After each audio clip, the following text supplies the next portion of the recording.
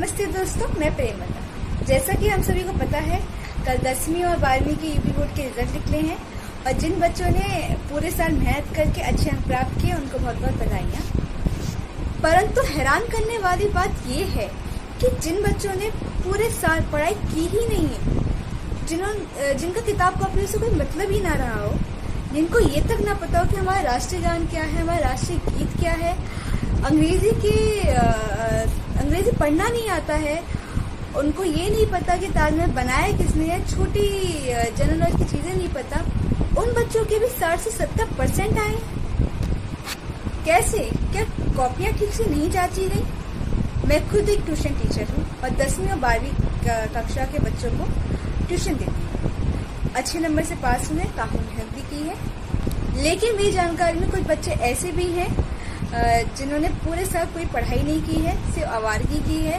उन बच्चों के भी 60 से 70% आए हैं।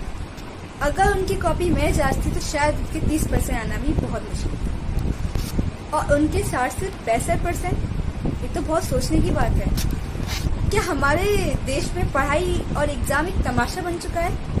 ये रूल तो था कि 1 से लेकर 8वीं तक के बच्चों को पास कर दिया जाएगा, चाहे वो फेल भी हो, तब भी उनको आगे कक्षा में भेज दिया जाएगा। पर अब तो ये लगता है कि बोर्ड में भी यही सिस्टम लागू कर दिया गया है कि चाहे बच्चे कॉपी में कुछ भी लिख कर आए हों, चाहे कॉपियां खाली छोड़ के आए हों, चाहे कुछ भी किया हो, उनको पास कर दिया जाए और अच्छे नंबर से पास किया जाए। शायद हमारी सरकार और एजुकेशन सिस्टम ये चाहता ही नहीं है कि बच्चे काबिल बने, छात्र छात्राएं काबिल बने। सरकार को तो मजदूरों की जरूरत है, ना होगी नॉलेज और ना मिलेगी इनको नौकरियां।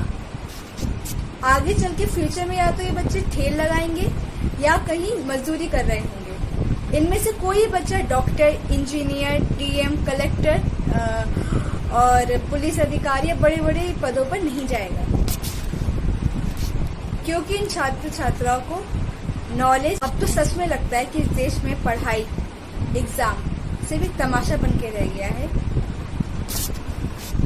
यहाँ छात्र छात्रों को किताब कॉपियों से कोई मतलब नहीं, और अगर ऐसा ही चलता रहा तो एक दिन हमारे देश में पढ़ने वालों की बहुत कमी आ जाएगी। किताबों को पढ़ने वालों की कमी आ जाएगी, किताबों की कमी आ जाएगी, क्योंकि इस किताबों को पढ़ने वाला छात्र नहीं होगा, पहले की तरह पढ़ने वाले लोग नहीं होंगे।